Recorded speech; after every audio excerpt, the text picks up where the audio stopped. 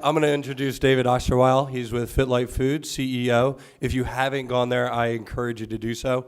If you look in your packet, and he'll probably explain everything that's in there, maybe. But the victory bar is to die for, so just don't eat it right now, please. Okay, thank you. I'm just a hardcore Bucks fan, so we'll stick it at that. So stay loyal to Tampa. So, a couple weeks ago I was presenting at a consumer retail conference in Orlando. So today I get to speak in front of a lot of people in my hometown. So it feels like extended family. So it's nice to be here. So my life has kind of always revolved around health and fitness. In fact, when I met my wife, Laura, our first date was a running date. We just went out for a run and got lost. And then about 5 years later, we were running our 6th marathon at the time. It happened to be the Boston Marathon. We were running actually in an ice storm, quite a grit-building experience trying to do that. And a year later, we were actually welcoming our first child, our daughter Sloan, into our lives. And that was also quite a grit-building experience. See, my daughter was born with something called charge syndrome. And it was a crazy time. She had about 10 surgeries in her first year. And it was really just in a period of time where she was fighting a lot of various challenges. And today she's great. She still fights a few things from time to time, but she is a thriving 4th grader over at St. Mary's. And I also have a 6-year-old son. I should probably mention him as well. He actually likes the Patriots. It was a challenging time for us, and we needed a little bit of an escape after that first year. So we went to a place called Canyon Ranch up in Lenox, Massachusetts. And what ended up happening is on the way back, I happened to be at JFK Airport, and I tasted salt for the first time in my life. And I know that sounds crazy, but what had happened was my palate had been retrained in that week. I'd been eating all of this made from scratch sauces and spice blends and this amazing food all week. And at the same time, I was also head of business development for Bloomin' Brands and Carrabba's. I was doing all the product development work for Carrabba's at the time. So I was around food. I was just around a very different type of food. But I'm into health and fitness at the time, and I had been there, and my palate had been retrained, and I said, okay, I need to figure out how to bring the food I had just experienced to people in their everyday lives.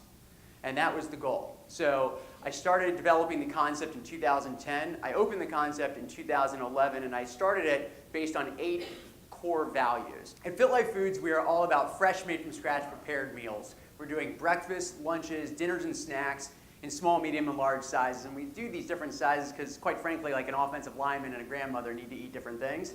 So you need to kind of diverse your offering there. We're built for really success-minded people who value their time, their health, and most importantly, great flavor. And when you're trying to think about this business, we're not just a food store where someone comes in and transacts and grabs it. We're really doing a variety of different businesses within 1,000 square feet. Each of these locations is pretty small. So we're omni-channel. That's a really important term these days.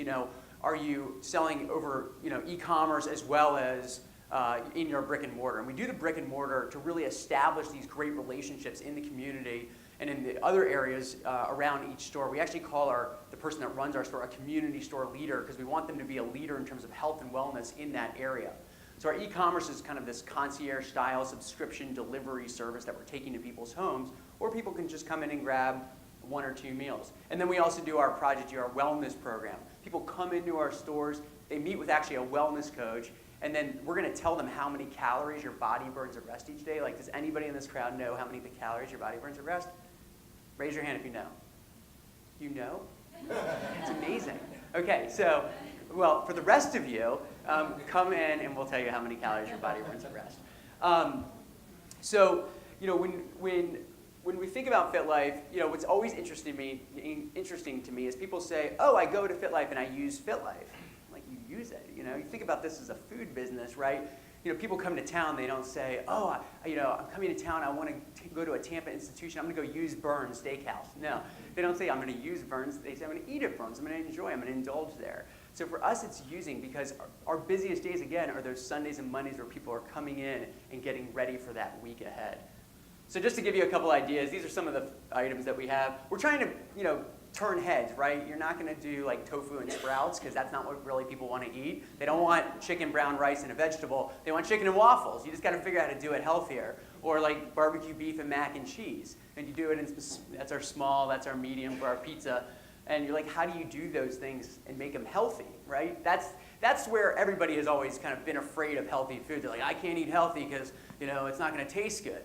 Well, you do mac and cheese, but you put carrots and onions and grains, and you totally hide it from people, and they never know. And you're like, is that good? And you're like, yeah, you're eating a couple servings of vegetables there. And some other ones, cookie dough bites. We just launched these. We can't keep them on the shelf. They're amazing. So just a little bit of background.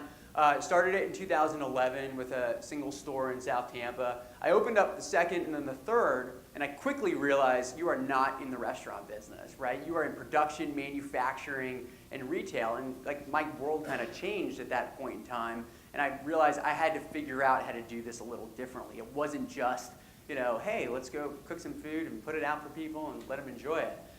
So I brought in kind of friends and family investors in 2012, opened up a few more stores, and in 2014 I brought some local venture capital money in, which was great. Stuart Lasher from Lifestyle Family Fitness was a great investor, Lowry Baldwin, BKS Risk Advisors, and Bob Grease from Grease Investment Fund helped infuse the business, and that helped us lead us to our culinary center. And then in 2015, I actually brought in a national private equity firm, Carp Riley. Carp Riley is an investor in Hooters, The Habit Burger, Sprinkles Cupcakes, Cooper's Hawk, great brands. They're out of Greenwich, and just always trying to bring in great. It wasn't just about bringing investment capital in; it was also bringing about intellectual capital. I was a solo entrepreneur trying to start this, the seat of my pants, trying to figure this thing out, and bringing in some great partners to help me kind of what we're doing. 2016, we doubled the size of the business, and in 2017, we added a few more stores, and launched the e-commerce part of the business as well, which was a big part of what we were doing. So, just with that, just kind of sharing a little story along the way. So, I'll leave you in suspense. In late 2015, early 2016, we opened up this culinary center. So imagine we're in the back of our original store in South Tampa with like 2,000 square feet. We're trying to put food together all the time. And we moved to a 15,000 square foot USDA facility in Plant City. That's where we're producing tens of thousands of meals a day. So our world has kind of changed, and we had to kind of figure out how to do this in a very different way. So after about 6 months doing this, we're struggling. I mean, it's not easy. People will get up here and they'll tell you about how great their business is. I'm going to tell you about our problems, because problems are a great thing. People, if I say to you, we have a problem, that probably, it's anxiety provoking, right? Everybody's dealing with their own personal problems, professional problems, student problems, business problems in your life, but problems are a really good thing. So what ended up happening is I'm reading an article and I see that Starbucks actually had just done some work with a group called the Lean Enterprise Institute. And Lean was basically how Toyota beat the American car market in like the 80s and 90s. This is what they had done. And it was all born out of kind of the Japanese style of thinking. It was very interesting. So we actually had a member of Starbucks who used to be with Starbucks on our team at the time. And I asked her, I said, have you heard of this? And she said, yes, I actually worked on that project while I was there. So I was intrigued, and they ended up coming in from the Lean Enterprise Institute from Boston down to Tampa. And we started at like a 5 a.m. on an October morning, and they're walking through the facility with me. They're like walking through, and I'm explaining to them what we've done here.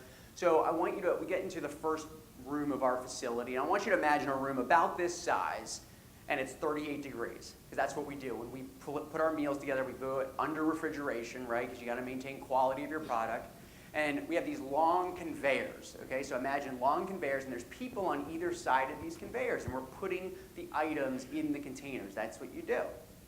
So this one individual, his name is Dave, he says to me, he goes, let me ask you a question. Do you see the person at the beginning of the conveyor? And I said, yes. And he said, do you see the person at the end of the conveyor? And I said, yes. He said, do you think the person at the beginning of the conveyor gives a damn what happens to the product at the end of the conveyor? I was like, what? It's 5 a.m. in the morning. Like, I'm trying to like figure this out. What's going on here, you know?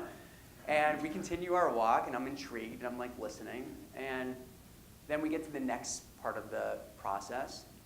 And he says, I want you to watch this individual here putting sauce. We get to where we're making our supercharged chicken. And this is chicken, sweet potato, broccoli. There's a sauce that goes in. So watch the person put the sauce in. I said, okay, put the sauce in. And he goes, count with me. 1, 1,000, 2, 1,000, 3, 1,000, 4, 1,000. Put the next sauce in. He goes, your process has no respect for humanity. I'm like, what? Okay. I'm like, give me a minute. He goes, let me explain. He goes, you're paying them 100% to do 20% of the work. They have no accomplishment in their day. Okay? They're putting sauce in a container. There's no teamwork associated with it. There's no finishing a process. There's no working together as a team. Because your process has no respect for humanity. So I realized also that at that point in time he was testing me a little bit. Like he's like, are they going to be open-minded to listening, or is it like we know everything? I've been doing manufacturing and production work for about 15 minutes. These guys have been doing it for decades, so I said it probably behooves me to listen. So we continue to move along, and we get to the last area where we have a lot of racking. Racking is where you store product in a facility.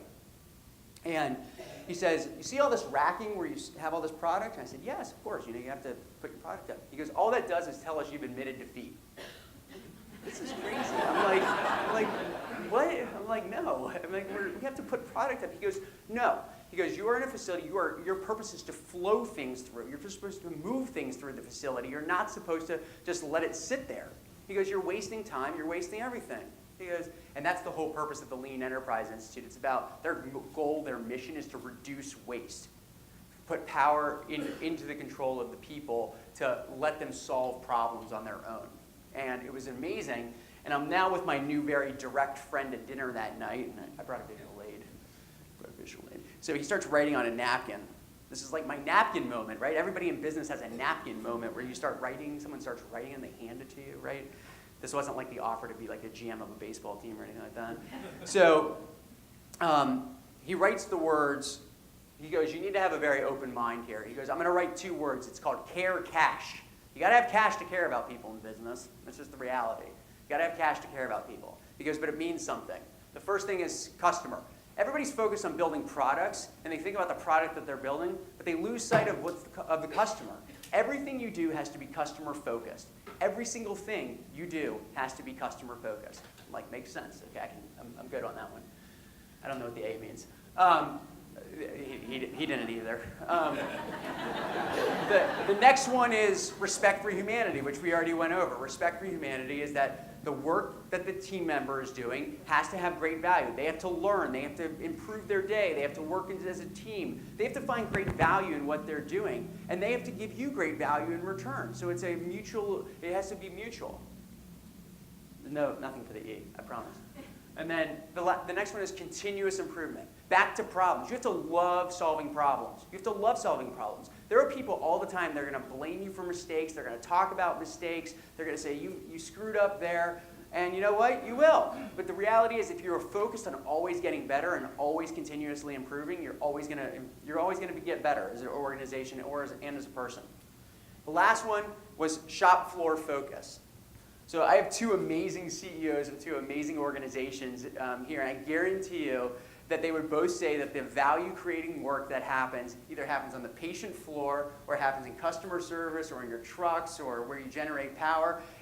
The work happens on the shop floor, wherever your customer is, wherever the value-creating work is happening.